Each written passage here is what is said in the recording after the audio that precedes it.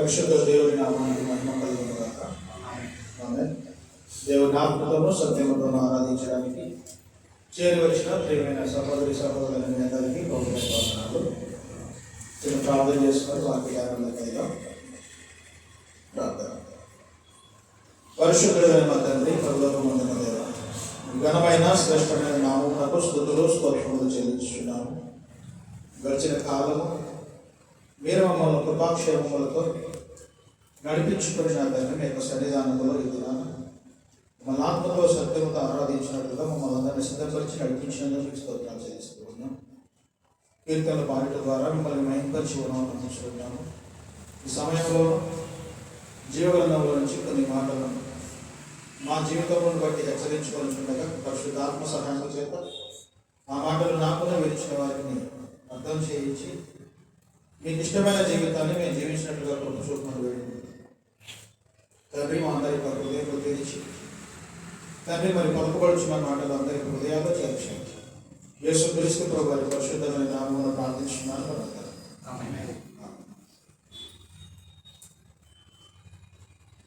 దేవుని పిల్లలారా, ఒక ప్రత్యేకమైన విషయాన్ని మనం తెలుసుకునే ప్రయత్నం చేద్దాం, జ్ఞాపకం చేసుకుందాం. దేవుని యొక్క చిత్తాన్ని అనుసరించి బ్రతకవలసినటువంటి మనము దినదినము కూడా క్రీస్తు యేసునందు ఉన్నటువంటి అనుభవ జ్ఞానాన్ని బట్టి అభివృద్ధి చెందుతూ ముందుకు సాగాల్సిన అవసరం ఉంది. ఎక్కడా కూడా మనం వెనుక పడాల్సిన అవసరం లేదు. దేవుడు తన కృపను ధారాళంగా మన ఎడల చూపిస్తూ ఉన్నాడు, కురిపిస్తూనే ఉన్నాడు. కాబట్టి ఆత్మ సంబంధమైన మన జీవితానికి ఏ కొరత ఉండకుండా దేవుడు మన ఎడల సకల సమృద్ధిని అనుగ్రహిస్తున్నాడు. కాబట్టి విశ్వాస జీవితాన్ని ఎప్పుడు కూడా నిర్లక్ష్యం చేయకుండా తగినంత భయముతోనూ వణుకుతోనూ మన సొంత రక్షణను మనము కొనసాగిస్తూ ముందుకు వెళ్ళాల్సిన అవసరం ఉంది. అందులో భాగంగా ఒక అభివృద్ధికి సంబంధించినటువంటి హెచ్చరిక పాఠాన్ని ఈరోజు మనం నేర్చుకుంటాము. శ్రద్ధతో ఆలోచిస్తారు అందరూ. మీ కమిట్మెంటే అవసరం. శ్రద్ధతో వింటారా అందరూ? ఓకే. ఒక చిన్న పదానికి అర్థం తెలుసుకొని మాటల్లోకి వెళ్దాము. పారదర్శకత అంటే ఏంటి?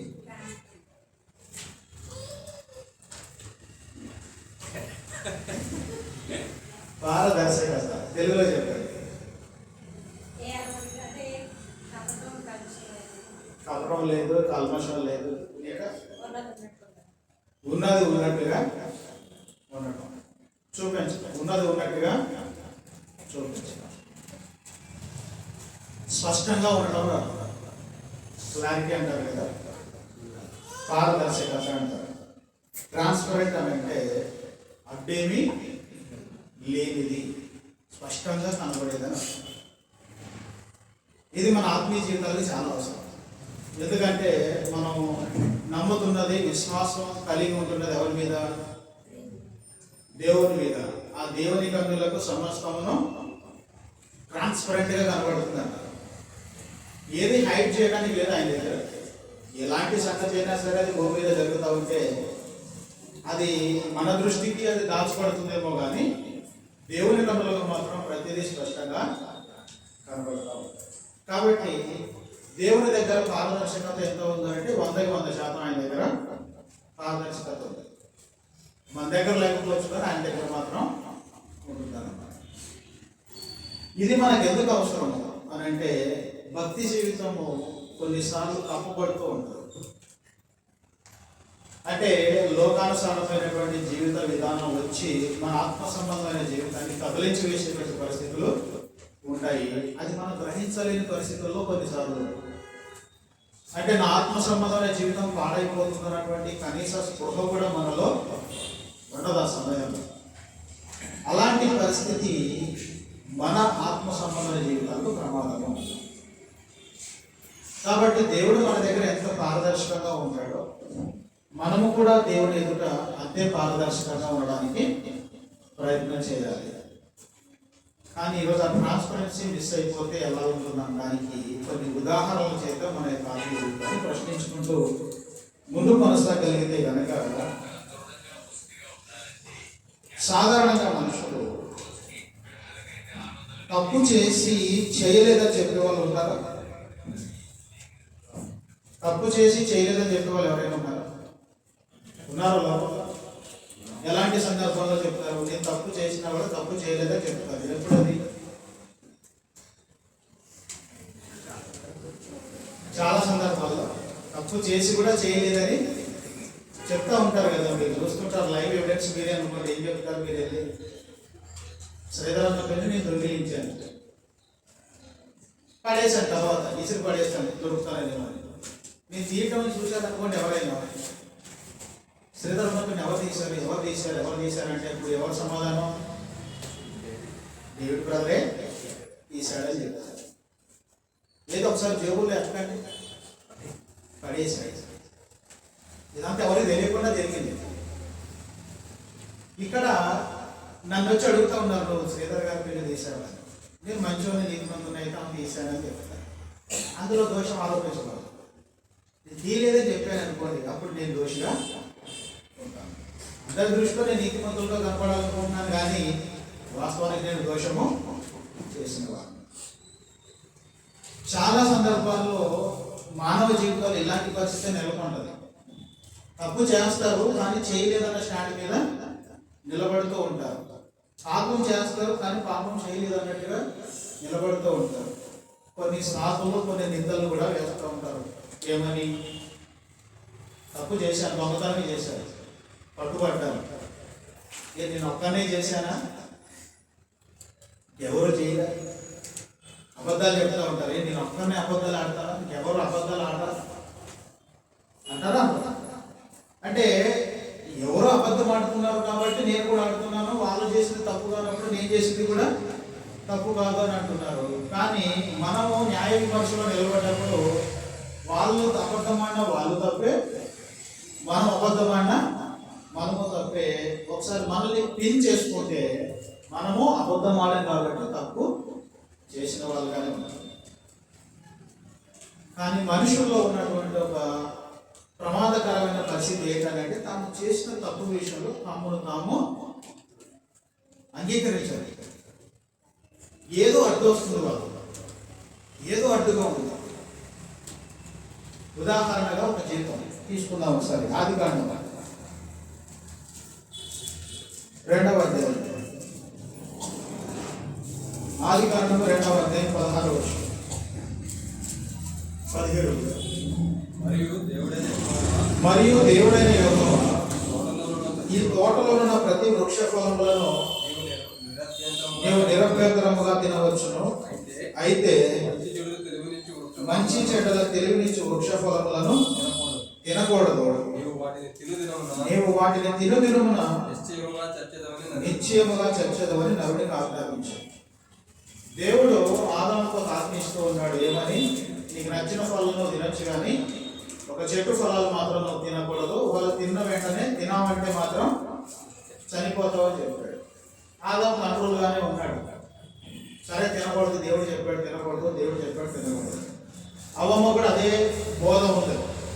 దేవుడు చెప్పాడు ఈ పళ్ళు మేము తినకూడదు. సర్పం వచ్చి అడిగినప్పుడు ఏం చెప్తా ఉంది? నా దేవుడు చెప్పాడు ఇది తింటే మేము చచ్చిపోతామని, కాబట్టి మేము తినమని చెప్తే దేవుడు నీకు అబద్ధం చెప్పాడని చెప్పి ఆ రోజు సర్పం చేసిన బోధను బట్టి అవ్వం ఏం చేసింది? పండు తీసుకొని తిన్నది. తిన్న తర్వాత ఆదాము గారి దగ్గరికి తీసుకెళ్ళి ఆదాము గారికి కూడా పళ్ళు ఇచ్చిన తర్వాత వాళ్ళిద్దరూ కలిసి తిన్నారు. తర్వాత ఎన్ని రోజులు తిన్నారో, ఎన్ని పళ్ళు తిన్నారో మనకి తెలియదు. దేవుడు ఏదైతే తినొద్దని చెప్పాడో, తినొద్దని చెప్పిన పళ్ళు వాళ్ళు తిన్నారు. టైం వచ్చింది, దేవుడు అడుగుతా ఉన్నాడు, వచ్చి ప్రశ్నిస్తావు, ఆదాము నువ్వు ఎక్కడ అంటే, మరి నువ్వు వస్తున్నావు కాబట్టి నీ స్వరం విన్నాం కాబట్టి మేము దిగంబరులు ఉన్నాం కాబట్టి చెట్ల పొదలు దాక్కున్నామని చెప్పేసి అంటారు. నువ్వు దిగంబరు నీకు తెలిపిన వాడెవడు? నువ్వు కానీ ఏమైనా నీ చెప్పిన పళ్ళు తినొద్దని చెప్పిన పళ్ళుగా తిన్నావా అని అడిగితే అప్పుడు సమాధానం ఏం చెప్పాలి? ఆయన ఎస్ మై ఫాదర్, నేను తిన్నానని చెప్పాను. అవును తండ్రి నేను తిన్నాను అనేది సమాధానం. తిన్నావా అని అంటే నేను తిన్నాను అనేది సమాధానం. కానీ టెక్నికల్గా సమాధానం ఎలా వచ్చింది?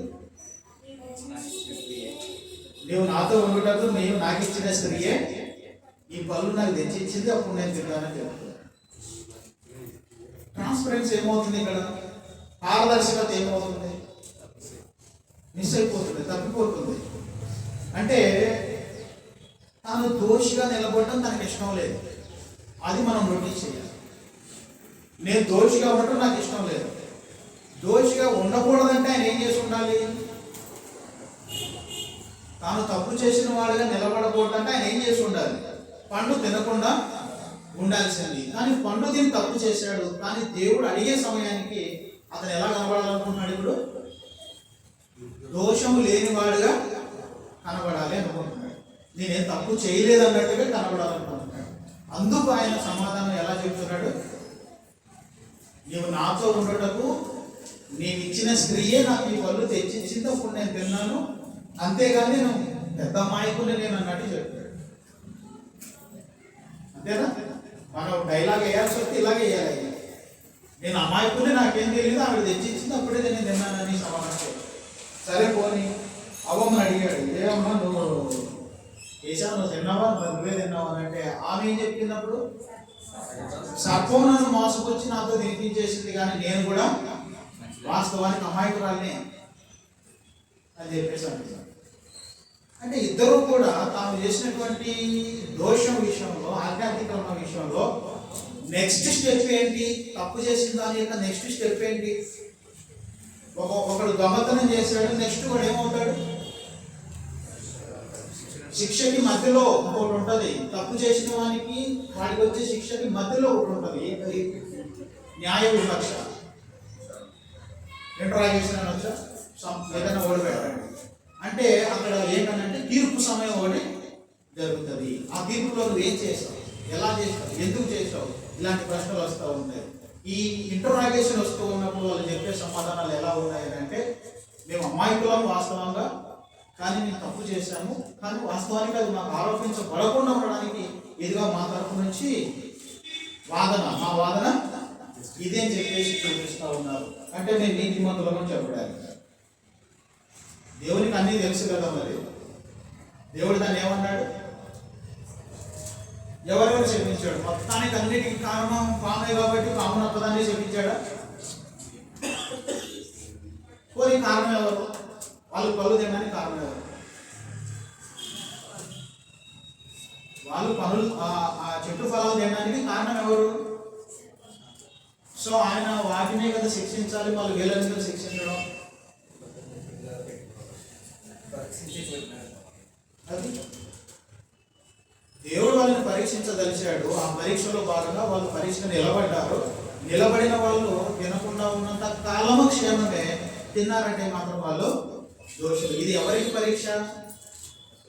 ఆ తోటలో ఉన్నటువంటి వాళ్ళిద్దరికే పరీక్ష. కాబట్టి ఆ దోషం యొక్క ప్రతిఫలం ఎలా పొందారు వాళ్ళు?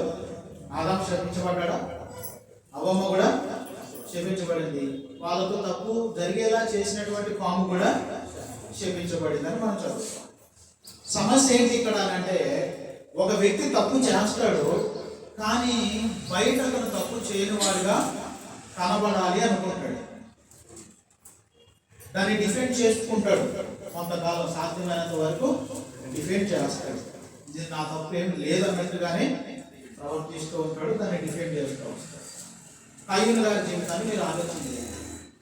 కయ్యూను గారి జీవితంలో ఏం జరిగింది? ఇద్దరు అన్నదమ్ములు ఇద్దరు కలిసి దేవునికి బలి అర్పణ తీసుకొని వెళ్ళారు. వీళ్ళిద్దరూ బలి అర్పణ తీసుకొని వెళ్ళినప్పుడు దేవుడు హేబేలు అర్పణని అంగీకరించాడు, కయ్యూను అర్పణను అంగీకరించాడు. అంగీకరించడానికి కారణాలు ఎక్కడ ఉన్నాయి? కయ్యూలోనే ఉన్నాయి కారణాలు.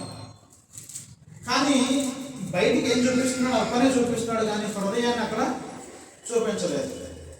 ఇప్పుడు కయ్యూను కోపం వచ్చేసింది. కోపం వచ్చి మొహం చిన్నపుచ్చుకున్నప్పుడు దేవుడు వచ్చి అడుగుతా ఉన్నాడు, ఏం కయ్యూను ఏంటి మొహం చిన్నపుచ్చుకున్నావు అడిగితే, అప్పుడు ఆ కయ్యూను సమాధానం లేనివాడుగా నిలబడ్డాడు. అప్పుడు దేవుడు అంటున్నా ఉన్నాడు, నీ క్రియలు సత్క్రియలు మంచి క్రియలు చేస్తుంటే తలెత్తుకుంటావు కదా, నీ తలతిక పనులు చేసే కదా నువ్వు ఈరోజు ఇలా దోషంగా నిలబడ్డావు, దోషంగా నిలబడ్డావు, అందుకే కదా నేను అర్పణ అంగీకరించలేదని చెప్తే, కయ్యూను బోధన ఉండిన వాడే ఇక నుంచి హృదయపూర్వకంగా దేవునికి బలి అర్పణ తీసుకురావాల్సిన పరిస్థితి ఉంటుండే.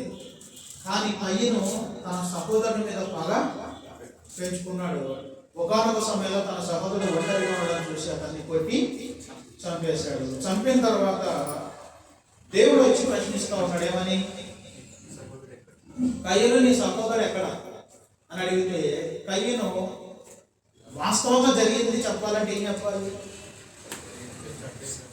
నా అర్థం నువ్వు అంగీకరించలేదు కాబట్టి నేను పొగ పెట్టుకున్నాను, వాడు ఒక్కడిగా దొరికినప్పుడు వెళ్ళి కొట్టి చంపేశాను, కాన్ఫిడెంట్ చేశాను అని చెప్పాలి. కానీ కయ్యను ఏం సమాధానం చెప్పాడు? నేనేమైనా నా తమ్మునికి కావలివాడిగా ఉన్నానా? అంటే ఏంటి అర్థం? తాను ఏదైతే దోషం చేస్తున్నాడో చేసిన దాన్ని డిఫెండ్ చేసుకునే ప్రయత్నంలో భాగంగా నాకు వాడికి అసలు సంబంధమే లేదన్నట్టు చెప్తున్నాడు. నేనేమన్నా కావాలి రాస్తున్నాను నా తమ్ముడికి? చూడండి, నాకు తెలియదేవా అన్నా వేరు. 3 సమాధానాలు ఉంటాయి అక్కడ. నేను నా తమ్ముని చంపేశానని చెప్పొచ్చు. రెండోది న్యూట్రల్గా చెప్పాలంటే ఏమో దేవా నాకు తెలియదని కూడా చెప్పొచ్చు. మూడో సమాధానం ఏంటి? నేనేమన్నా కావాలి వాడిగా ఉన్నాను అన్నట్టు ఎంత స్ట్రాంగ్గా డిఫెండ్ చేస్తున్నాడు, ఎంత స్ట్రాంగ్గా. కొంతమంది బస్సుల్లో సిగరెట్ కాల్చకూడదని రాసి ఉంటుంది, అయినా కాలుస్తారు కొంతమంది. సిటీలో జరగదు కానీ బయట పల్లెటూరు బస్సుల్లో జరుగుతుంది. ఒకవేళ ఎవరైనా గట్టిగా అడిగారు అనుకోండి, అందరూ బీడి పడేస్తారు, బయటికి పడేస్తారు, సిగరెట్ పడేస్తారు. ఎవరు కాల్చిందని అంటే ఎలా కూర్చుంటారు అక్కడ వాళ్ళు? ఎలా కూర్చుంటారు? నేను అస్సలు నా నోట అసలు బీడన్న పదం కూడా వెళ్ళలేదు అన్నట్టుగా కూర్చొని ఉంటాయి. చాలాసార్లు జరిగాయి ఇలాంటి.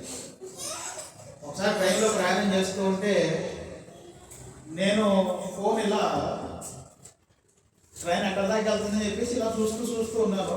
అవుతున్నాడు, నేను ఫోన్ జోబులో పెడితే అంటే అది ఫైర్ సిగరెట్ వెలిగించుకుందామని చూస్తున్నాడు. చాలాసేపు నేను ఇలాగే చూస్తూనే వాడిని కూడా అబ్జర్వ్ చేస్తూ ఉన్నాను. ఇలా నోట్ల దగ్గర పెట్టుకోవడానికి వస్తాడు, పెట్టుకోలేడు.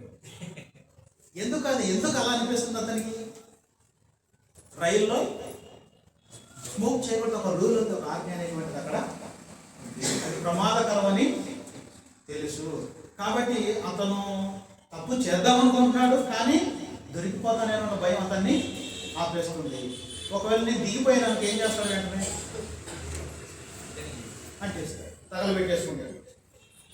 తర్వాత దానివల్ల ఏదైనా ప్రమాదం జరిగి ట్రైన్ తగలబడిపోయింది అనుకోండి, ఎవరి మీదకి వస్తుంది? ఇప్పుడు అది తన మీదకి వస్తుంది. ఎవిడెన్స్ ఏమీ లేదనుకోండి, అతనేమవుతాడు? అతనేమవుతాడు? ఎవిడెన్స్ ఏమీ లేదు అంటే తన వల్లే ట్రైన్ తగలబడిపోయింది అన్నటువంటి ఎవిడెన్స్ లేదనుకోండి, అప్పుడు అతను ఒక డైలాగ్ ఉంది మన సమాజంలో, దొరికితే దొంగ, దొరకకపోతే దొర. మనుషులందరూ ఇలాంటి వైఖరితోనే జీవిస్తున్నారు. ఇక్కడ ఇద్దరి జీవితాలు మీకు ఉదాహరణగా కనబడుతున్నాయి. ఏంటి ఆ ఉదాహరణ అంటే, తాము తప్పు చేస్తున్నారు కానీ తప్పు చేయని వారిగా కనబడాలి అనుకుంటున్నారు. ఇప్పుడు మనం సమాధానం కోసం వెతుకుదాం. తప్పు చేస్తాం మనం కూడా, కానీ తప్పు చేయని వారిగా కనబడాలనుకుంటున్నాం. ఎందుకని?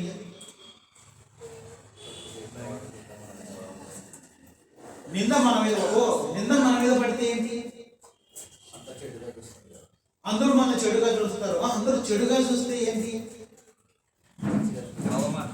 అవమానం, సిగ్గుచేటు అంటారు చూడండి. అవమానం, అగౌరవం, అప్రతిష్ట, అపకీర్తి, ఇవన్నీ మన మీదకి వస్తాయి.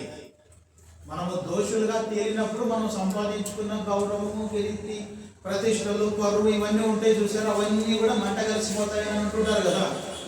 ఇవన్నీ జరగకుండా ఉండాలంటే ఏం చేయాలి? నీతిగా అయితే తప్పు చేయకుండా ఉండాలి.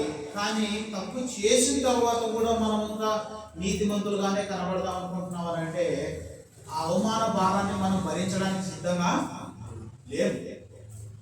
అపకీర్తిని మూట కట్టుకోవడానికి సిద్ధంగా లేము. కాబట్టి మనం డిఫెండ్ చేయడానికి ప్రయత్నం చేస్తున్నాం సాధ్యమైనంత వరకు. ఎంతవరకు ఇదైతే అంతవరకు. లోకంలో చెల్లుబాటు అవుతుంది ఓకే, లోకంలో మనుషుల మధ్య చెల్లుబాటు అవుతుంది ఓకే. దేవుని దగ్గర చెల్లుబాటు అవుతుందా? దేవుని దగ్గర చెల్లుబాటు అవుతుందా? చెల్లుబాటు అయ్యిందా?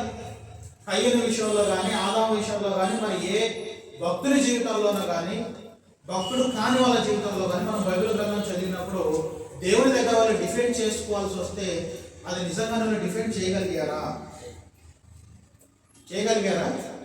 దేవుని దగ్గర అది జరిగే పని కాదు. సో దట్ మీన్ నేనేం చెప్తున్నానంటే దేవుని ఎదుట మనం పాపం చేసిన వాళ్ళమైతే దేవునితో డిఫెండ్ చేసి గెలవలేము. ఆయన దగ్గర మనం దోషులుగా కనబడితే దోషులమే, ఆయన దగ్గర పరిశుద్ధులుగా కనబడితే పరిశుద్ధులమే. కాబట్టి దేవుని దగ్గర డిఫెండ్ చేసి గెలవడానికి అవకాశం మనకు లేదు. లోకంలో గెలవచ్చు, లోకంలో కళ్ళు మూయొచ్చు, ఏది మారేడికాయ మసి మారేడికాయ అంటారు చూడండి, అలా చేయొచ్చు లోకంలో. కానీ దేవుని దగ్గర జరిగే పని కాదన్నమాట. సో దాని ప్రతిఫలం ఏమని ఆలోచన చేస్తున్నాం? ఇప్పుడు అవమానం వస్తుంది, సిగ్గుచేటు వస్తుంది, ఇంకా అగౌరవం వస్తుంది, అపకీర్తి వస్తుంది, నష్టం వస్తుంది, అందరి దగ్గర తల ఎత్తుకోలేని పరిస్థితి మనకు ఏర్పడుతుంది. ఇవన్నీ జరగకూడదనంటే ఫస్ట్ ఆఫ్ ఆల్ ఏం జరగకూడదు అంటున్నాం మనము? నేను తప్పు చేయకూడదు, ఒకవేళ చేసినా కూడా చేయనట్టుగానే నేను అందరికీ కనబడాలి అనేటువంటి అభిప్రాయంలో మనుషులు ఉంటున్నారు. సో దీని సొల్యూషన్ ఏంటి? అసలు ఆదాము చేసిన పాపానికి సొల్యూషన్ ఏంటి? డిఫెండ్ చేసుకున్నాడు, కానీ అదే ట్రై చేశాడు కానీ వర్కౌట్ అవ్వలేదు. ఆదాముకి ఏం పొందాడు? నెక్స్ట్ శిక్ష పొందాడు. కయ్యను కూడా డిఫెండ్ చేశాడు కానీ వర్కౌట్ అవ్వలేదు, అతను కూడా శిక్ష పొందాడు. దావీదు రాజు కూడా తప్పు చేశాడు, దేవునితో డిఫెండ్ చేస్తూ ఉన్నాడు. మధ్యలో అవసరమైతే దేవుడిని దూరంగా పెట్టాలని కూడా అనుకున్నాడు కొంతకాలం. దేవుడికి దూరం అయిపోయాడు దావీదు. తర్వాత నాతాను ప్రవక్త వచ్చి ఆ పాపోత్పం చేసింది నువ్వే అని చెప్పిన తర్వాత రియలైజ్ అయిపోయి దేవునితో సమాధాన పడడానికి ప్రయత్నం చేశాడంటే అతను దేవుని దగ్గరికి రానంత కాలం ఎలా ఉన్నాడు? ఎలా కనబడుతున్నాడు? పోనీ అందరికి బత్షెబాతో తప్పు చేశాడన్నటువంటి విషయంలో అందరికి ఎలా కనబడడానికి ప్రయత్నం చేశాడు దావీదు? ఉరియా చావు వెనుక నేను ఉన్నానన్న సంగతి అందరికీ తెలియకపోవడానికి ఎలా చేశాడు? డిఫెండ్ చేసుకుంటూనే ఉన్నాడు. కాబట్టి మనుషులు భూమి మీద తప్పు చేస్తున్నారు, డిఫెండ్ చేద్దామని ప్రయత్నం చేస్తున్నారు. ఇక్కడ మనం ఆలోచించదగినది ఏంటంటే మనము తప్పు చేస్తే మనకేమొస్తుంది? మనం తప్పు చేస్తే మనకేమొస్తుంది? ఆజ్ఞాతిక్రమమే పాపము, పాపమునకు వచ్చు జీవితము మరణం అనేటువంటి దాని దగ్గర మన జీవితం ఆగుతుంది అన్నప్పుడు మనుషుల్లో ఏ భయం ఉంది? ఇప్పుడు మనుషుల్లో ఏ భయం ఉంది? తప్పు చేస్తే శిక్ష వస్తుందన్న భయము ఉంది. పోలీసు ఉండగా దొంగతనం చేయగలమా? పోలీసు ఉండగా దొంగతనము చేయగలము. రాజు దగ్గర ధిక్కరించి మాట్లాడగలమా? అధికారి దగ్గర లేదు. ఎందుకంటే అవి ఎలా ఎంచబడతాయి? తప్పులుగా, అపరాధాలుగా ఎంచబడతాయి. అపరాధం చేస్తే ఏమొస్తుంది మనకి? శిక్ష అనేటువంటిది వస్తుంది. శిక్షా భయం మన మీద ఉన్నప్పుడు తప్పు చెయ్యము. ఒకవేళ తప్పు చేసినా కూడా దాన్ని డిఫెండ్ చేయడానికి ప్రయత్నము చేస్తాము. ఇంతవరకు ఇది క్లియర్గా మీకు అర్థమైతే అర్థమైందమ్మా? తప్పు చేయకూడదు, ఒకవేళ చేస్తే ఒప్పుకోవాలి. చేసిన తర్వాత కూడా మనం డిఫెండ్ చేస్తూ ఉన్నాం మరి తప్పు జరిగిన తర్వాత కూడా దానికి శిక్ష కొంచెం పెరుగుతుంది తప్ప తగ్గదు. కాబట్టి దేవుని ఎదుట మనం ఎలా ఉండాలని ట్రాన్స్పరెంట్గా, పారదర్శకంగా ఉండాలి. సో మనం ఏమై ఉన్నామో అదే దేవునికి కనబడుతుంది కాబట్టి అలాగే ఉండాలి. అంతేనా? నటించే వాళ్ళు ఏమంటారు? లోపల ఒకటి పెట్టుకొని బయటకు ఒకటి చూపించే వాళ్ళు ఏమంటారు? యేసుప్రభువు వారు మంచి మంచి పేర్లు పెడతారు. సున్నము కొట్టిన సమాధులారా, కపటమైన మనసు గలవారులారా, తర్వాత మీ పెదవులు నన్ను స్తుతించుచున్నవి కానీ మీ హృదయం దూరంగా ఉంది. ఏంటి మాటలు? వేషధారులారా, వేషం ఎలా ధరిస్తారు? అసలు వేషం ఏమని వేషం ధరించారు? ఆత్మ సంబంధంగా. మీరు ధర్మశాస్త్ర గ్రంథంలో ఉన్నవి బోధిస్తారే కానీ వాటి ప్రకారంగా మీరు జీవించరు కదా అని చెప్పేసి అంటున్నారు. ఇలాంటి వేషధారణతో, కపటంతో కూడినటువంటి జీవితాలుగా మనం ఉంటే దాని శిక్ష డబల్ అవుతుంది కానీ తగ్గేటువంటి అవకాశము లేదు. కాబట్టి దేవుని దగ్గర మనం ఎలా ఉండాలంటే పారదర్శకంగా ఉండాలి. పారదర్శకత్వానికి మూలం ఏంటి? పారదర్శకత్వం మనలో ఉండాలంటే దానికి మూలం ఏంటి? ఒక విషయంలో మనం ట్రాన్స్పరెంట్గా ఉండాలనుకుంటున్నాం, దానికి మూలం ఎక్కడి నుంచి వస్తుంది? గ్రంథం నుంచి వస్తుంది. ఎగ్జాంపుల్గా చెప్తున్నాను, స్కూల్ 8 గంటలకు ట్రాన్స్పరెంట్గా ఉండాలంటే ఏం చేయాలి? 8 గంటలకి 8 లోపే కానీ వెళ్ళి ఉండాలి. ట్రాన్స్పరెన్సీ మిస్ చేయాలనుకుంటే నువ్వు సీసీ కెమెరాలో 8:15 వచ్చినట్టు ఉందని చూసాడు అనుకోండి, అక్కడ ఉన్నటువంటి సార్ ఎవరైనా అప్పుడు ఏం చేయాలి?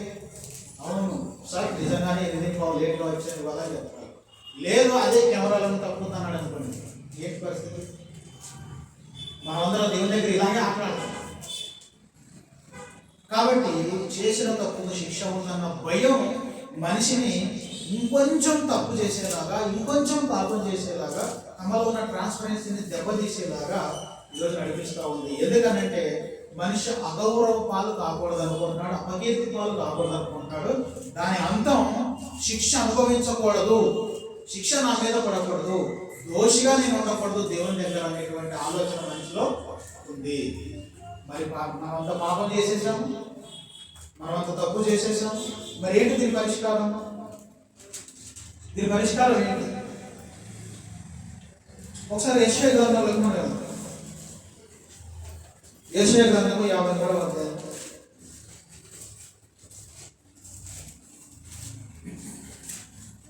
యెషయా గ్రంథము 53వ అధ్యాయము 4వ వచనం నుంచి,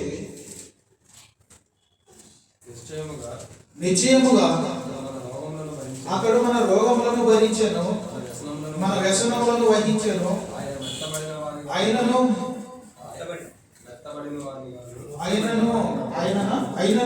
మొత్తబడిన వానిగాను, దేవుని వలన బాధింపబడిన వానిగాను, శ్రమ నొందిన వానిగాను మనము అతనిని ఎంచితిమి. మన అతిక్రమములను బట్టి, అతిక్రమ క్రియలను బట్టి అతడు గాయపరచబడెను, మన దోషములను బట్టి నలగొట్టబడెను, మన సమాధానార్థమైన శిక్ష అతని మీద పడెను, అతడు పొందిన దెబ్బల చేత మనకు స్వస్థత కలుగుతున్నది. ఏం చెబుతుంది ఇదంతా? అవమాన భారం ఎవరిది? అపకీర్తి పాలు ఎవరిది? అగౌరవం పొందింది ఎవరు? దోషారోపణ చేయబడింది ఎవరి మీద? ఎవరు వీళ్ళంతా? మనల్ని బట్టి ఆయన గాయపరచబడుతున్నాడు, భరిస్తున్నాడు అనంటే ఆ మనమంతా ఎవరు? మనమే. లోకంలో ఉన్నటువంటి మనమే. ఏ మాటను బట్టి అనంటే రోమపత్రిక 3వ అధ్యాయం 10వ వచనం 9వ వచనంలో జీవనంటాడు ఆయన, నీతిమంతుడు లేడు, ఒక్కడు లేడు, దేవుని వెతికేవాడు లేడు, గ్రహించేవాడు కూడా లేడని చెప్పి వాళ్ళ గురించి కింద వివరిస్తూ, వాళ్ళ నాలుగు కింద సర్వ విషయము ఉన్నది, వాళ్ళ నోరు చెడ్డ మాటలే పలుకుతాయి, అబద్ధాలు మాట్లాడతాయని చెప్పేసి ఎవరైతే లోకంలో దేవునికి వ్యతిరేకంగా పాపం చేస్తున్నారో వాళ్ళందరూ కూడా వారి దోషాలన్నీ కూడా ఎక్కడ మార్చబడ్డాయట? ఇప్పుడేమేమి పొందాలి మీరు చెప్పండి? మనము ట్రాన్స్పరెన్సీ లేక రావడానికి ఒక ఆయన వచ్చి బాధలు పట్టాలని చెబుతున్నాం కాబట్టి ఈ వచనాల్లోన ఏమేమి మనల నుంచి ఆయనకి ఏమేమి వెళ్ళాము ఆయన మీద ఒకసారి చెప్తారు. ఏమేమి వెళ్ళి అంటే మనం భరించలేనివి ఆయన భరించాడని చెబుతున్నాం. మనం భరించలేనివి ఏమేమి ఉన్నాయి ఇక్కడ? ఇందాక చెప్పినట్టు అవమానము, తృణీకరణ, విసర్జించబడటం, అవునా, ఇంకా మనం భరించాల్సినవి అవన్నీ, మనం పొందాల్సినవి అవన్నీ మనవి వాస్తవంగా, కానీ అవి ఆయన భరించాడు, అవి ఆయన పొందాడు. ఇప్పుడు ఆదామును బట్టి చూస్తే, ఆదామును బట్టి చూద్దాం ఒకసారి. ఆదాము, నువ్వు నాతో ఉండటకు నాకు ఇచ్చిన స్త్రీయే అంటే ఎవరి మీద దోస్తున్నాడు? ఆయన దేవుని మీదకే దోషేస్తున్నాడు ఆ సంగతి. అంటే ఇప్పుడు ఎవరు భరించాలి దాన్ని? దేవుడే భరించాలి. ఆయన నదే ఇద్దరు భూమి మీద, అప్పుడు మధ్యలో ఎవరొచ్చి భరించాలి? ఇంకా థర్డ్ పర్సన్. ఆయనే దాన్ని పరిష్కరించాలి, ఆయనే దాన్ని భరించాలి, ఆయనే దాన్ని ఎక్స్క్యూజ్గా తీసుకోవాలి. కాబట్టి ప్రేమ దేవాలరా, యేసు క్రీస్తు అనేటువంటి ఒక ఆయనను గురించిన ప్రవచనంలో మనకి ఏం దొరుకుతుంది? అవమానం మనది, నింద మనది, అపకీర్తి మనది, అగౌరవం మనది, మర్యాద లేని పరిస్థితి మనది. ఇవన్నీ మనవి. అవమానపు క్రియలన్నీ మనవి. దోషాలు, గిల్టీనెస్ ఏదైతే ఉందో గిల్టీనెస్ మొత్తం మనది. మనం చేసిన వాటికి మనం అనుభవించాల్సినవన్నీ కూడా ఆయన తన మీద వేసుకొని భరించాడంట. పైపెచ్చు మనకి ఎలా కనబడుతున్నట్టు ఆయన ఇప్పుడు అది మొత్తబడినటువంటి వాడి మొత్తబడిన వాడిగా కనబడుతుంటే చాలా దిగజారిపోయిన వ్యక్తిగా మనకు కనబడుతున్న ఆయన. అక్కడ ఆయన గురించి ఏం చెప్పాడు? ఆయనను చూడండి 4వ వచనం ఎంత నిశ్చయం అతడు మన రోగములను భరించాను, మన వ్యసనములను వహించాను. ఇది ఆయన భరించాడు మన కోసం.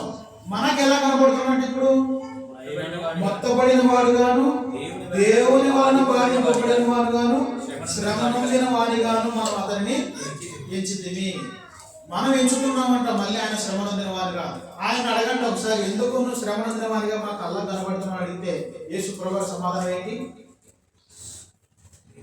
మనకేం అర్థం అవుతుంది? ఏంటి సమాధానం? నువ్వు మొత్తపడ్డావేంటి యేసు ప్రభువా అంటే ఆయన ఎందుకు మొత్తపడ్డాడనే సమాధానం ఎవరు?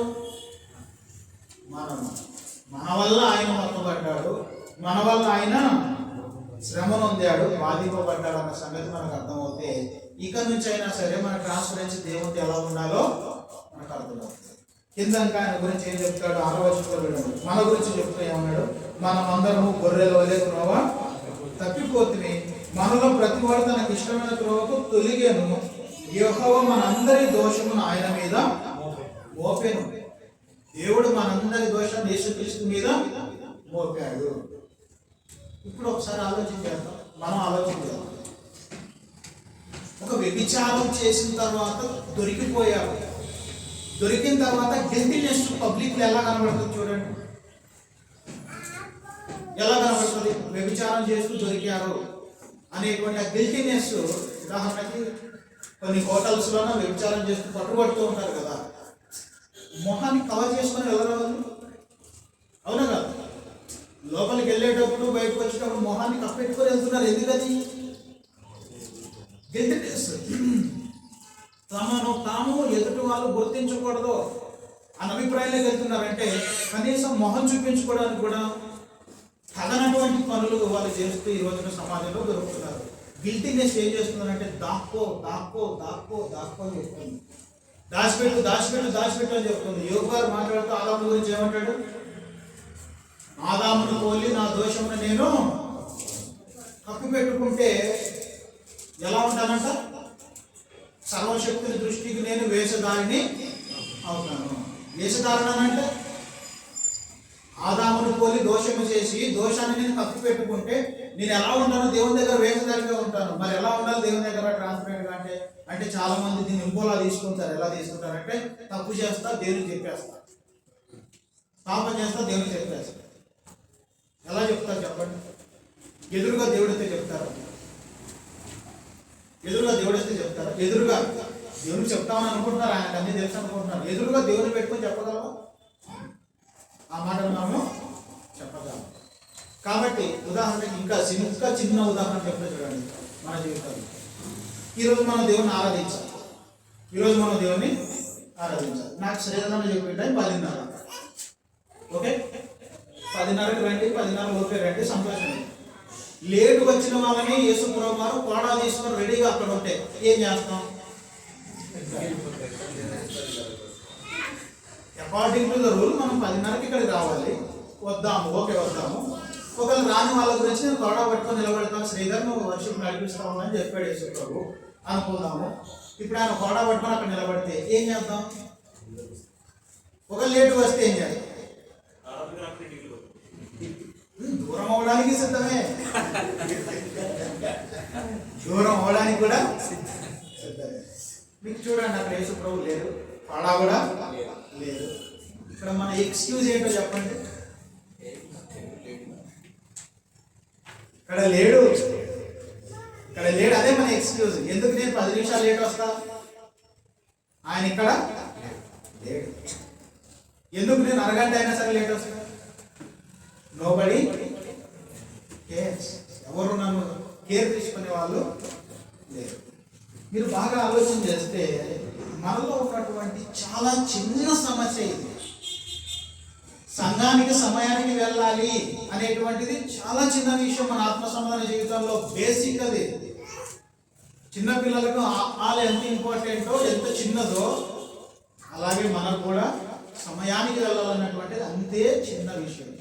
ఆ చిన్న విషయంలో కూడా మనం ఎలా చేస్తామనంటే చూద్దాంలే, తర్వాత వెళ్దాంలే అంటే. కొంతమంది దేవుని దగ్గర ఎక్స్క్యూజెస్ పెడతారు. నాకు దేవునికి తెలియదా నా ఇంట్లో ఉన్న సమస్యలు, దేవునికి తెలియదా నా ఇంటికి చుట్టాలు వచ్చారు, దేవునికి తెలియదా నా పిల్లలు హాస్టల్లో చదువుతున్నాడని, అన్నీ దేవునికి తెలియదా అంటే అన్నీ తెలిసిన దేవుడే కదా. నువ్వు ఆయన ఆరాధించడానికే కదా వెళ్తున్నది.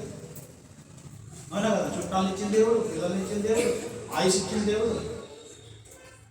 పరిస్థితుల ప్రభావాన్ని బట్టి మా అత్తగారు ఆదివారం రోజు చనిపోయారు. ఈ లోకాన్ని విడిచిపెట్టి వెళ్ళిపోయారు. ఏం చేయాలి ఆ రోజు? ఉదయాన్నే 8 గంటలకు అంబులెన్స్ పిలుచుకొని ఊరు తీసుకెళ్ళిపోయాము. మధ్యాహ్నం 3 ఆ టైంకి చేరుకున్నాము. 5:30కంతా బరియలు అయిపోయింది. 6:30, 7 అందరం రమేష్ అన్నతో సహా అందరం స్నానాలు చేసేసాం. 7:30కి వెళ్ళి వర్షిప్లో కూర్చున్నాం. చేద్దాము, చాలా చిన్న విషయం. ఆరాధనలో పాల్గొంటా ఉంటుంది, చాలా చిన్న విషయం. మరొక సందర్భంలోనైతే నేను రంజు ఒకసారి జగిత్యాల ప్రాంతానికి వెళ్ళాము. వెళ్తే అక్కడ శనివారం రోజు వెళ్ళాము. శనివారం వెళ్ళాము. సండే మేము ఆరాధన చేయాలి, దయచేసి లోడ్ అంతా దింపుకొని చెప్తే దింపుకోవట్లేదు. అక్కడ లోడ్ దింపేస్తే నాకు రేటు తగ్గిపోద్ది, నేను దింపను, బండిలోనే ఉండాలి, మీరు కూడా ఇక్కడే ఉండాలి అని చెప్పేసి పెట్టుకున్నాను. ఏమీ చేయలేని పరిస్థితులలో బండి వదిలేక మేము ఒంటరిగా రాలేక, అంటే అక్కడ నుంచి కరీంనగర్ వచ్చి, కరీంనగర్ నుంచి హైదరాబాద్ వచ్చి, హైదరాబాద్ నుంచి ఊరికి రావాలి.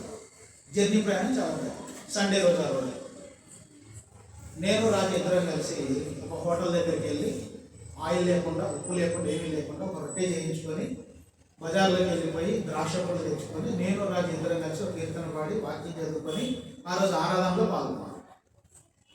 మా మట్టికి, మా ఇద్దరు మట్టికి దేవుణ్ణి ఆరాధించాలి అనేటువంటి ఒక స్పృహ చాలా మంచిది, చాలా గొప్పది. కానీ దాంట్లో మన నిర్లక్ష్యం చూడండి. దేవుడిని మనం ఎక్స్క్యూజ్ అడిగే పరిస్థితి ఉంది. దేవా, మా ఇంట్లో చుట్టాలు వచ్చారు కదా, ఈ మాత్రం తెలియదా నీకు? మా ఇంట్లో నాకు ఆరోగ్యం బాగాలేదని నీకు ఈ మాత్రం తెలియదా నీకు? కాబట్టి నేను సంఘానికి రాలేదానికి ఇలాంటి కారణాలు నా దగ్గర ఉన్నాయి, మరి పెద్ద రైజన్స్ ఏమి లేవని మనం దేవుని దగ్గర చెప్పే పరిస్థితి ఉంది. అది చాలా ప్రమాదకరం. ఒకసారి మీరు నా దోషములు, నా అవమానాన్ని యేసుప్రభువు వారు భరించాలన్నప్పుడు అవమానం నువ్వే భరిస్తే ఎలా ఉంటుంది? అపకీర్తి నీకే కలిగితే ఎలా ఉంటుంది? ఎందుకు తప్పు చేసి తమ ముఖాలు కప్పుకొని వెళ్తున్నారు ఈరోజు? మనం కూడా అంతే. ఎందుకు తప్పు చేసి దొరకకూడదు అనుకుంటున్నాం ఈరోజు? ఆలోచన చేయండి. స్కూల్లో పెన్ను పోతే ఎవరు తీసాడంటే ఎవరు ఒప్పుకోడు, ఎవరు? అవునా కదా? నాకు తెలిసిన ఒక చర్చి, ఆ చర్చికి చాలా మంది, దాదాపు 5-6 వేల మంది, 2,000 మంది పైన వెళ్తారు. కాకరాపేట అని చెప్పేసి పక్క దగ్గర ఉంటుంది. ఆ చర్చిలోన చెప్పులు అందరూ వదిలేసి లోపలికి వెళ్ళిపోతారు. వచ్చేటప్పుడు ఎవరు చెప్పులు వేసుకొచ్చుకుంటారో తెలియదు. ఫైనల్గా లాస్ట్లో ఉన్నట్టు నా చెప్పులు లేవు అని అక్కడ కూర్చొని ఉంటాడు. కాని చెప్పులు కూడా ఉంటాయి.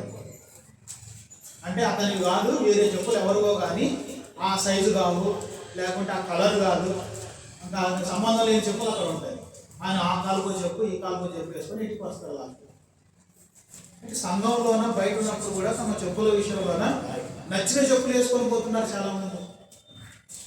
బాగున్నాయి, బాగాలేని చెప్పులతో వస్తారు, బాగున్న చెప్పులు వేసుకొని వెళ్తారు. వెళ్ళేటప్పుడు ఏమనుకుంటారు? దేవుడు నాకు మంచి చెప్పులు ఇచ్చాడు అనుకుంటారు. చాలా బాధాకరమైన పరిస్థితి. మరొక వచనాన్ని చూద్దాం. ఫిబ్రవరిలో రాసిన పత్రిక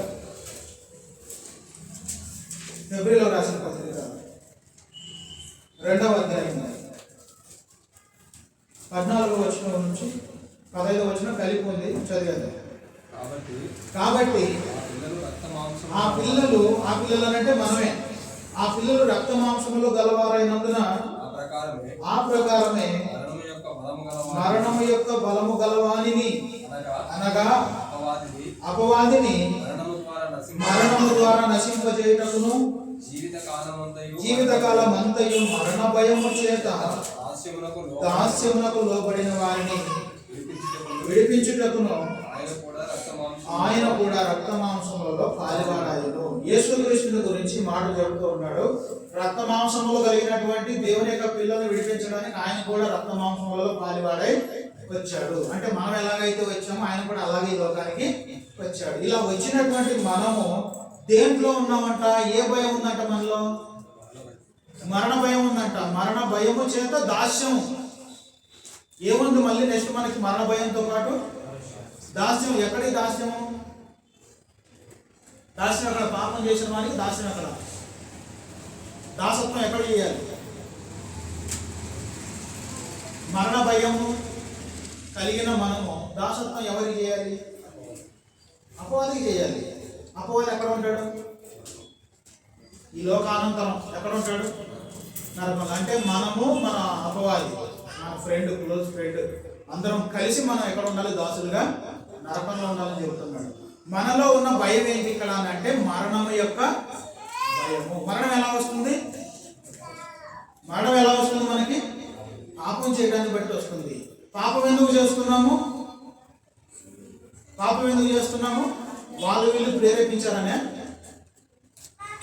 వాళ్ళు వీళ్ళు ప్రేరేపించారనే. ఇప్పుడు ఆదాము చెప్పినట్టు అవ్వమ్మే అతన్ని ప్రేరేపించి తినిపించిందా?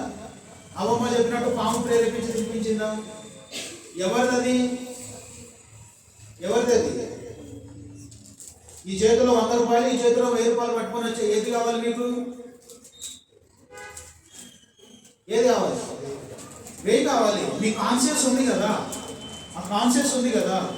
తప్పు చేసే విషయంలో కూడా మన కాన్షియస్ ఉంటే చేస్తాము, మన కాన్షియస్ లేకుండా చేస్తాము. మన కాన్షియస్ని బట్టే చేస్తాం.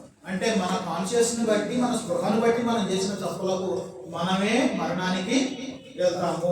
కాబట్టి అల్టిమేట్ గా నేను చేసిన పాపాలకి మరణ భయం ఉంది కాబట్టి, ఆ భయం నాలో ఉంది కాబట్టి నేను తప్పు చేయకూడదు అన్నటువంటి, కాబట్టి తప్పు చేసినా కూడా నేను తప్పు చేయనంటే కనబడాలనేటువంటి 2 విషయాలు మన జీవితాల్లో కనబడతాయి. ఫర్ ఎగ్జాంపుల్, ఒకవేళ నేను కనుక పాపం చేసి, దేవా నా వల్ల తప్పు జరిగింది, పాపం జరిగింది, నన్ను క్షమించని ఒకవేళ మనం ఆయన అడిగితే ఏం చేస్తాడు ఆయన?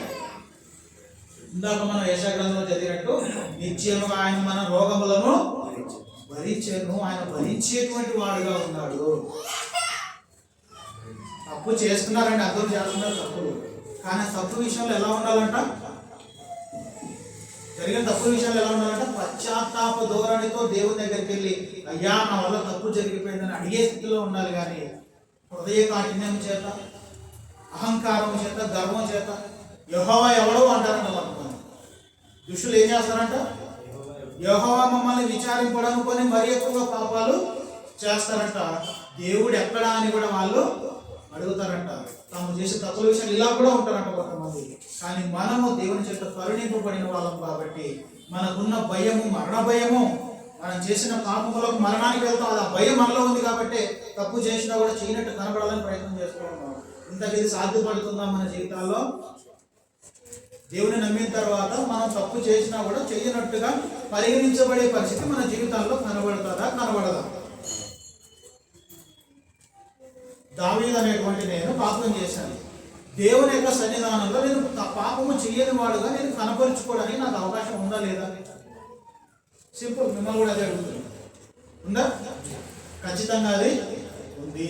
ఒకసారి రోమపత్రికలో చూద్దాం. రోమిలకు రాసిన పత్రిక 4వ అధ్యాయం 7వ వచనం. ఎలాగనగా తన అతిక్రమములకు పరిహారం నొందినవాడు, తన పాపములకు ప్రాయశ్చిత్తం నొందినవాడు ధన్యుడు. ప్రభువు చేత నిర్దోషి అని ఎంచబడిన వాడు ధన్యుడు. ఇంతకీ వీళ్ళు పరిశుద్ధుల పాపుల? ఏమని చెబుతుంది ఆ వచనం? 7వ వచనం ఏమని చెబుతుంది? తన అతిక్రమములు. తన అతిక్రమములు అంటే ఎవరివి? నేను పాపం చేసి ఉంటే నావే. తర్వాత తన పాపములు కనంటే ఎవరిదా పాపము? ఎవరు పాపం చేసి ఉంటే వాళ్ళదే. అంటే పాపము చేసిన, అతిక్రమము చేసిన దాని పరిహారము నుండి ప్రాయశ్చిత్తం పొందుతాడు చూడు, అతను ధన్యుడని చెబుతూ ఉన్నాడు. అంటే పాపం చేయడం మాత్రమే కాదు, ఇక్కడ ప్రాయశ్చిత్తం పొందితేనే నీకు క్షమాపణ అనేటువంటిది ఉంది. పాపం చేసి హృదయ కాఠిన్యంతో ఉన్నారనుకోండి, గర్వంతో ఉన్నారనుకోండి, దేవుడు వాళ్ళని శిక్షకి తప్ప క్షమించేటువంటి పరిస్థితి ఉండదన్నమాట. తర్వాత 8వ వచనంలో అన్నాడు ప్రభువు చేత నిర్దోషి అని ఎంచబడేవాడు. ఇప్పుడు ప్రభువు చేతనే నిర్దోషి అని ఎందుకు ఎంచబడాలండి? ప్రభువు చేతనే నిర్దోషి అని ఎందుకు ఎంచబడాలి? ఒకవేళ ప్రభువు చేత నిర్దోషాన్ని ఎంచబడకూడదు అనుకుంటే ఎవరికి నష్టం? మనకి నష్టం. ఎందుకంటే ఈరోజు నిర్దోషి అని చెప్పే స్థానంలో ఉన్న ఆయనే నువ్వు ఒప్పుకోకపోతే దోషి అని చెప్పేది కూడా ఆయనే ఉన్నాడు. అంటే నేను శిక్షించే స్థానంలో ఆయనే ఉన్నాడు. దాని అర్థం ఏంటంటే నీకు ఎవరైతే శిక్ష విధిస్తాడో ఆయన నిన్ను క్షమిస్తున్నాడు. ఎవరి వలనైతే శిక్ష పొందాలో ఆయన దగ్గరే మనకు క్షమాపణ జరుగుతుంది. కాబట్టి ప్రభువే అంటే శిక్షించే ప్రభువే మనల్ని నిర్దోషి అని చెబితే మనల్ని శిక్షించేవాడిగా లేడు. కాబట్టి ప్రభువు చేత పాప పరిహారం పొంది ప్రాయశ్చిత్తం పొందడం అనేటువంటి చాలా అవసరం. సో దట్ మనకేం కలుగుతుంది? నెక్స్ట్ డిఫెండ్ చేద్దాం. ఒకసారి పాపం చేద్దాము, డిఫెండ్ చేద్దాము, కానీ దేవుని దగ్గర గెలవలేము. ఇప్పుడు దేవుని దగ్గర దోషులుగానే ఉంటాము. నెక్స్ట్ మనం బ్రతకాలనుకుంటే ఏం చేయాలి? ప్రాయశ్చిత్తం కొరకు దేవుణ్ణి డిమాండ్ చేద్దామా? ఎలా చేయాలి? దేవుణ్ణి వేడుకోవాలి. పౌలు గారు మంచి వేడుకుంటారు. చూద్దాం ఆయన సంబంధం ముగించేసుకుంటున్నాం. ఎవరికైనా బోధపడుతుంటే సారీ. తిమోతికి రాసినటువంటి మొదటి పత్రిక 1వ అధ్యాయం 14వ వచనం నుంచి చూసుకుంటారు. మరియు మన ప్రభు యొక్క కృపయు క్రీస్తు యేసునందున్న విశ్వాసమును ప్రేమయు అత్యధికంగా విస్తరించెను. పాపులను రక్షించుటకు క్రీస్తు యేసు లోకమునకు వచ్చెను. వాక్యము నమ్మదగినది, పూర్ణాంగీకారమునకు యోగ్యమైనది అయి ఉన్నది. అట్టి వారిలో నేను ప్రధానుడను. అంటే ఎట్టి వారిలో? పాపులను రక్షించుటకు యేసుక్రీస్తు లోకానికి వచ్చాడు కదా. ఆ పాపులు ఎవరైతే ఉన్నారో అట్టి వారిలో నేను ప్రధానుడను. అట్ ది సేమ్ టైం క్షమాపణ పొందిన వారిలో కూడా నేను ప్రధాన. అంటే నేను ఎక్కువ ఘోర పాపాలు చేస్తుంది దేవునికి వ్యతిరేకంగా, కాబట్టి ఎక్కువగా నేను క్షమించబడ్డాను. తర్వాత కింద వచ్చినప్పుడు చూడండి, అయినను నిత్య జీవము నిమిత్తము తనను విశ్వసింపబో వారికి నేను మాదిరిగా ఉండలాగున యేసుక్రీస్తు తన పూర్ణమైన దీర్ఘశాంతమును ఆ ప్రధాన పాపినైన నాయందు కనపరుచున్నట్లు నేను కనికరింపబడితిని. ప్రధాన పాపిని అని చెప్పేసి తనను తాను ఏం చేసుకుంటాడు? ఆయన మనందరికంటే ముందు పెట్టేసుకుంటున్నాడా? ప్రధాన పాపినైనా నన్ను కరుణించాడు ఆయన. అంటే కరుణించబడ్డానికి తాను ఏ లెవెల్ తీసుకెళ్తున్నాడు? ఏ స్థాయి తీసుకెళ్తున్నాడు? పాపులందరినీ లెక్కేసి అందులో నేనే మొదట ఉంటానంటే తన జీవితాన్ని ఎంతగా తగ్గించేసుకుంటాడో మనకు అర్థం. ఇందులో మనకేం లేదు, డిఫెండ్ లేదు ఇక్కడ. దేవా నేను మరి గమాలయాల దగ్గర నేర్చుకున్నాను కదా, ధర్మశాస్త్ర ఉపదేశం ఉంది కదా, పరిసయ్య ఉంది కదా, రోమా ప్రభుత్వ పౌరసత్వం నాకు ఉంది కదా, అలాగే నేను ఇశ్రాయేలు దేవుని యొక్క వంశంలో కూడా నేను పుట్టినవాడిని కదా అని ఇలాంటి డిఫెన్స్ అక్కడ లేదు. కానీ డిఫెన్స్ ఎక్కడ ఉంది? యేసుక్రీస్తు ప్రభు వారితో మాట్లాడుతున్నటువంటి కొంతమంది యూదులు మేము అబ్రహాము సంతానం. ఏ డిఫెన్స్ అది?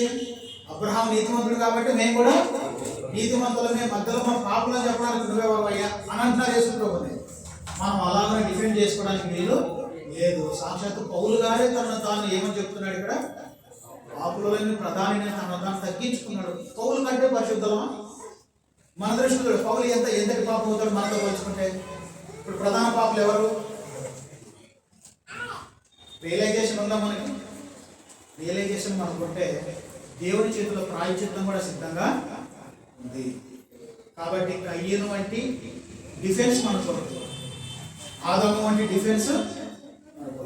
మనం సరెండర్ అవుదాం, దేవుని లోపరుచుకుందాం. ఇలా లోపరుచుకోవడాన్ని బట్టి మనకి ఏమొస్తుంది? క్షమాపణ అనేటువంటిది వస్తుంది. కాబట్టి ప్రభువు చేత నిర్దోషిని ఎంచబడితే నెక్స్ట్ దేవుని దృష్టిలో మనం ఎలా ఉన్నాము? పరిశుద్ధులుగా, ఆయన అంగీకరించేవారుగా ఉన్నాము. దేవునికి ఎవరు కావాలి? దేవునికి ఎవరు కావాలి? ఎలాంటి వాళ్ళు కావాలి? మరి దేవునికి ఎలాంటి వాళ్ళు కావాలి?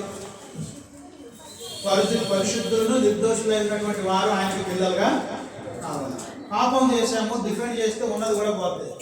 కాబట్టి పాపం చేసి క్షమించుకుంటే దేవుని దగ్గర క్షమాపణ అడిగితే దేవుడు మనకి మరలా పరిశుద్ధులుగా తీర్చే ఒక అవకాశాన్ని, ఒక మార్గాన్ని యేసుక్రీస్తు ద్వారా మనకి ఇచ్చాడు. కాబట్టి గిల్టీనెస్ అంతా ఎవరి మీద ఉంది? ఇప్పుడు మన గిల్టీనెస్ అంతా ఎవరి మీద ఉంది? యేసు ప్రభువు వారి మీద. ఫర్ ఎగ్జాంపుల్, గిల్టీనెస్ అంతా యేసు ప్రభువు వారి మీద ఉంది కాబట్టి నా మీద ఇంక ఏ గిల్టీనెస్ లేదు కాబట్టి దేవుడు కూడా వారి పాపం నేను ఎన్నడూ జ్ఞాపకం చేసుకోనని చెప్పాడు కాబట్టి ఇక నేను పాపము కూడా అప్పుడప్పుడు మధ్యలో చేస్తాను. మరలా అప్పుడప్పుడు పాత పురుషుడు నాలో వచ్చి పోతూ ఉండును గాక అని అనుకున్నారు అనుకోండి, దేవుడు మరలా రెండవసారి నిన్ను విసర్జించును గాక అనేది కూడా జరగాలి. ఓకే, బాహాటముగా రెండవసారి సిలువేసే వాళ్ళం మనమే అవుతూ ఉంటాం. మనం పవిత్రపరచడానికి ఉపయోగించబడినటువంటి ఒక పరిశుద్ధ రక్తం, దాన్ని అపవిత్రమైన రక్తంగా ఎంచుతామంట మనం మరలా పాపం చేస్తాం. కాబట్టి అలాంటి పాపాల జోలికి వెళ్లకుండా పరిశుద్ధంగా బ్రతుకుదాం. సో ఫైనల్గా ఒక కమిట్మెంట్ మిమ్మల్ని అడుగుతున్నాను. చాలా సంఘాల్లో సమస్య ఉంది. ఒక అమెరికా ఆయన నాకు వాక్యం అప్పుడప్పుడు నాకు వాక్యం చెప్పాడు ఆన్లైన్ క్లాసుల్లో. ఆయన నాకు మాట చెప్పాడు, ఏమని? సార్ మనం 8 గంటల క్లాసులు పెట్టుకుందామని అన్నాను. 8 గంటల క్లాసులు పెట్టుకుందామంటే 8 బాబు అవుతుంది అంటాడు ఆయన. 8కి క్లాస్ పెట్టుకుందామంటే 10 నిమిషాలు 5 నిమిషాలు ఎలాగో ఎక్కువైపోద్ది కాబట్టి 8 బాబు అవుతుంది, సరే 8 గంటలకు అరేంజ్ చేసుకొని చెప్పాడు. ఏంటి దాని అర్థం? మన నేచర్ బయటకు వచ్చేస్తుంది, స్వభావం బయటపడిపోతుంది. ఏమని? 8 అంటే 8 కాదు, 8:30 అవుతుంది. ఈ రోజున శ్రీధర్ అన్న ఒక అనౌన్స్మెంట్ చేస్తాడు ఇక్కడ నిలబడి, ఫలానా సురేష్ బ్రదర్ వాళ్ళ ఇంట్లో కృతజ్ఞత కొడుకుంటుంది 7:30 అని చెప్పాడు. ఇంటి దగ్గర ఏమనుకుంటారని అందరూ 7:30 అని శ్రీధర్ అన్నాడు అంటే 8:30 ఎలాగ అయిపోతుంది. కాబట్టి మనం ఇంటి దగ్గర బయలుదేరడమే 7:30కి వెళ్తాం, వెళ్ళేసరికి 8:30 అయింది. అందరూ అదే అనుకుంటున్నారు. అంటే సంఘం అంతటికి ఏ మెంటాలిటీ వచ్చేసింది ఇక్కడ? అంతటికి ఒకరికి కాదు, సంఘం అంతటికి ఏ మెంటాలిటీ, ఏ మైండ్ సెట్ వచ్చేసింది? 7 అంటే 8, 8 అంటే 9. ఒకసారి శ్రీధర్ అన్న 10కి అని చెప్పండి, లేట్ పెడితే వస్తారా? 10కి అని చెప్పండి, ఒకరోజు 11కి అని కూడా చెప్పండి రాత్రి. ఆ టైంలో రావండి, మేము ఆ టైంలో రా. మరి ఎప్పుడు వస్తారు? ఎప్పుడు వస్తారు? 7:30కి వస్తారా? బాధ ఏంటంటే సంఘ ఆరాధన క్రమమైనది, క్రమంతో ఇక్కడ అన్ని క్రమంగానే జరగాలి. 10:30 అనుకున్నారు, సంఘం అంతా కలిసి నిర్ణయం తీసుకున్నారు, అందరూ ఒబే చేశారు, విధేయత చూపారు. ఆజ్ఞకి ఆ విధేయతను కొనసాగించడమే కావాలి. ఒకవేళ విధేయతను కొనసాగించలేకపోతే మీరు అనుకోకుండా యేసుప్రభువు నిజంగానే గొడవ పట్టుకొని గేదె దగ్గర నిలబడితే 10:30కి ఆరాధన అయితే 11కి వచ్చే వాళ్ళ దగ్గరికి నిజంగా నిలబడితే ఏం చేస్తారు? కింద మెట్టు దిగి వెనక్కి వెళ్దామంటే అక్కడ కూడా ఉపయోగ చేస్తున్నాడు. ఇప్పుడు చెప్పండి, అవుద్దా? పైకి వెళ్ళి ఆయన పడతాడు, లేచి వచ్చారా నేను పడతాడు.